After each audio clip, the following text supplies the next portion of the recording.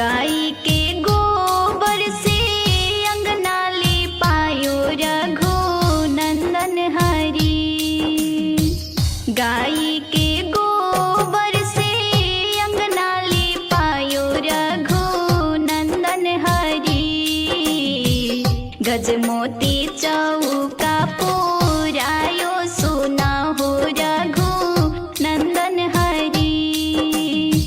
गजमोती चौका पुरायो सुना हो रघु नंदन हरि। जाहि चौका बैठथिन अपन पापा के बेटवा रघु नंदन हरि।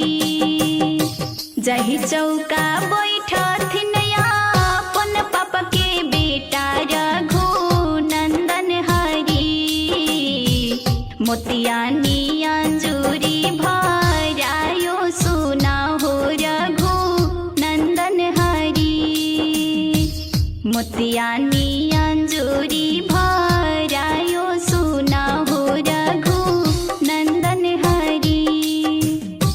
जाहि चौका बैठथिन जानक जी के धिया रघु नंदन हरि। जाहि चौका बैठथिन जानक जी के धिया रघु नंदन हरि।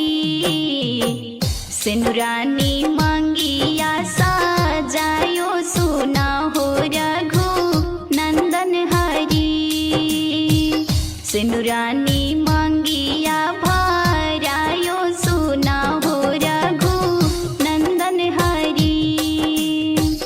चौका से उठी ह बाबू सिरवा नवई रघु नंदन हरि।